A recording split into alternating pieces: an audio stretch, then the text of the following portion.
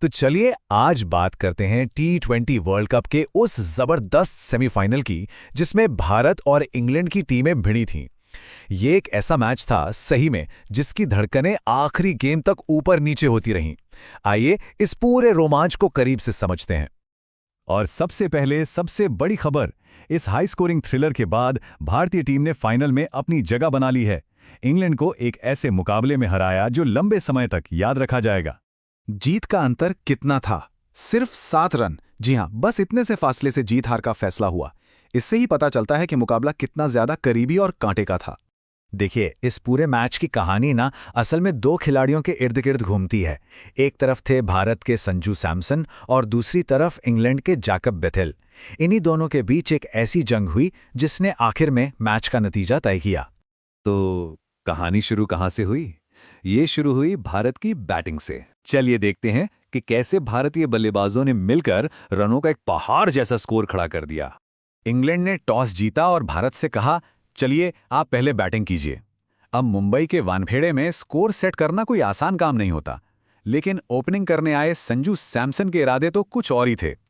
89 run, ये score था संजू सैमसन का। हाँ, सेंचुरी से सिर्फ 11 रनों से चूक गए, पर उनकी ये पारी, यही तो भारत के उस बड़े स्कोर की असली नींव थी। और जानते हैं ये 89 रन कितनी गेंदों में आए? सिर्फ 42 गेंदों में। मतलब तूफानी स्ट्राइक रेट। उनकी इस विस्फोटक बल्लेबाजी ने इंग्लैंड के गेंदबाजों को पूरी तरह से बैकफुट पर धकेल दिया था। इस पारी में शामिल थे 8 शानदार चौके और 7 तो सीधे हवा में स्टैंड्स में जाने वाले छक्के। मैदान का ऐसा कोई कोना नहीं था जिसे सैमसन ने बख्शा हो। वाकई एक मास्टर क्लास पारी थी ये।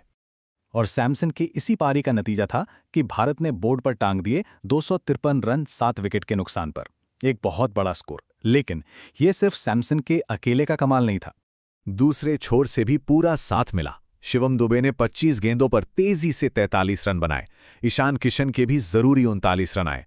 और आखिर में देखिए, तिलक वर्मा सिर्फ 7 गेंदें खेली और 21 रन ठोक दिए। इसी फिनिशिंग टच ने स्कोर को 250 के पार पहुंचाया। तो भारत की पारी खत्म हुई। अब बारी थी इंग्लैंड की, और उनके सामने था 254 रनों का लक्ष्य।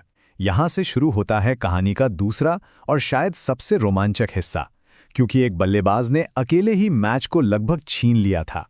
इतने बड़े टारगेट का पीछा करना वैसे ही मुश्किल होता है, और ऊपर से इंग्लैंड की शुरुआत तो बेहद खराब रही। फिल सॉल्ट गए 5 रन पर, हैरी ब्रुक्स 7 रन पर और कप्तान बटलर भी 25 बनाकर चलते बने। स्कोर हो गया 64 पर 3। और जब लग रहा था कि मैच अब भारत की पकड़ में आ चुका है, तब क्रीज पर एंट्री होती है जैकब बेथेल की। और क्या एंट्री थी! आते ही ऐसा काउंटर अटैक किया कि भारतीय गेंदबाज भी हैरान रह गए। सिर्फ 19 गेंदें और 50 पूरा। ये एक जबरदस्त पलटवार था।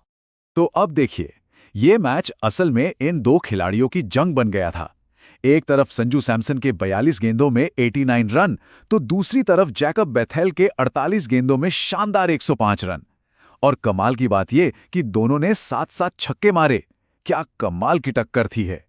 बेथेल की बल्लेबाजी देखकर तो लग रहा था कि इंग्लैंड ये मैच आराम से निकाल लेगा। वो जीत की तरफ बढ़ रहे थे। तो फिर मैच पलटा कैसे? वो कौन सा मोमेंट था जिसने सब कुछ बदल दिया? चलिए अब उस टर्निंग पॉइंट को समझते हैं। हाँ, तो सबसे बड़ा सवाल यही है, जब बेथेल इस तरह की तूफानी बल्लेबाजी कर रहे थे, तो आखिर इंडिया ने मैच में वापसी की कैसे? और इसका जवाब है मैच का 18वां और 19वां ओवर। भारत ने अपने सबसे अनुभवी गेंदबाजों को गेंद थमाई, जसप्रीत बुमराह और हार्दिक पांड्या। और इन दोनों ने मिलकर जो किया, वही मैच का सबसे बड़ा टर्निंग पॉइंट था। सिर्फ 15 रन दिए इन दोनों ने मिलकर उन 2 ओवरों में। सोचिए, डेथ ओवर्स में जब इंग्लैंड को सबसे तेजी से रन चाहिए थे, तब बुमराह और पंड्या ने रनों पर ऐसा ब्रेक लगाया, बस यहीं से मैच भारत की मुट्ठी में आ गया। और आखिर में स्कोरबोर्ड ने पूरी कहानी बयां कर दी। भारत के 253 के जवाब में इंग्लैंड 246 रन ही बना सका, और भारत ने यह जबरदस्त यादगार मुकाबला 7 रनों से अपने नाम कर लिया। तो सेमीफाइनल की जंग तो जीत ली। अब नजर है सिर्फ और सिर्फ फाइनल पर। देखते हैं टीम इंडिया के लिए आगे क्या है। तो फाइनल की तस्वीर अब बिल्कुल साफ है। 8 मार्च को अहमदाबाद के मैदान पर भारत का मुकाबला होगा न्यूजीलैंड से, और टीम इंडिया की नजर होगी लगातार दूसरी बार वर्ल्ड कप की ट्रॉफी उठाने पर। तो आखिर में एक सवाल तो बनता है, जिस तरह का खेल टीम इंडिया ने सेमीफाइनल में दिखाया है, जिस तरह से मुश्किल हालात से वापसी की है, क्या लगता है, क्या कोई टीम है जो इन्हें लगातार दूसरी बार चैंपियन बनने से रोक पाएगी? खैर, ये तो वक्त ही बताएगा।